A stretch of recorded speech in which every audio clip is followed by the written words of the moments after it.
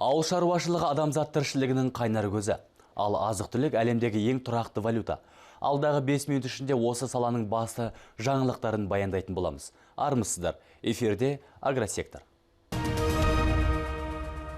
Орал маңында мақта өсірілуі мүмкін. Бұл тақырып Сочиде өткен Қазақстан мен Ресейдің 12-ші өңіраралық ынтымақтастық форумында талқыланды. Шекаралас орналасқан Батыс Қазақстан және Волгоград облыстарының басшылары қажетті әріптестік қарым-қатынас жайында сөз қозғады. Ал Саратов облысының ортақ суармалы егіншілік жобасы жөніндегі келісімшартқа қол қойылды. Жалпы форумда Батыс Қазақстан облысы мен ресейлік компаниялар арасында бірнеше меморандумға қол қойылды.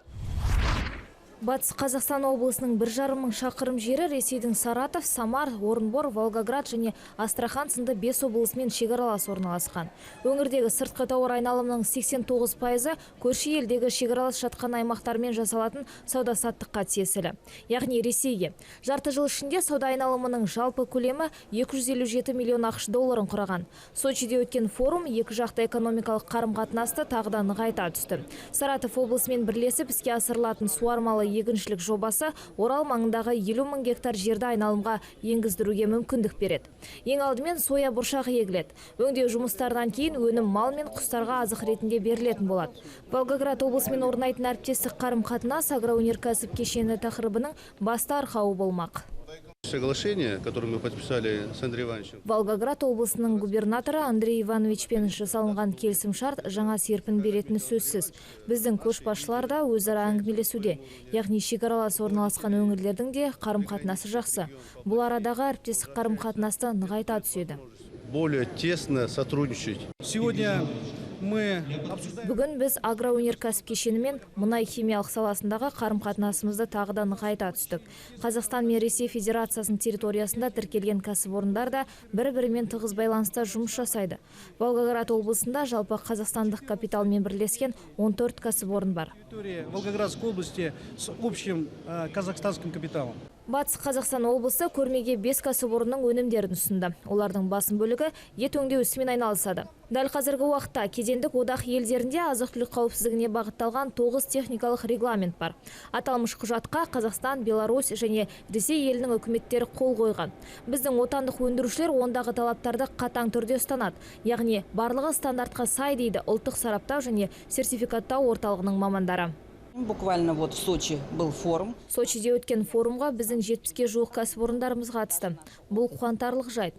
Біздің отандық тауар өндірушілеріміз өнімнің сапасына, қауіпсіздігіне, маркасына және техникалық регламенттің талаптарына үлкен мән береді. Сондықтан да олар өнімге лайықты қаптама жасап жатыр. Олар сыртқы нарыққа лайықты өнімдер. Павлодар облысындағы ірі элеваторлардың бірінен кезекті отандық өнім шығарылмақ. Дәлірек айтқанда, кәсіпорын шаруа қожалықтарға арналған қап түрлерін жасайтын болады. Яғни келесі жылдан бастап қазақстандық дәнді дақылдар павлодарлық қаптармен де тасымалданады.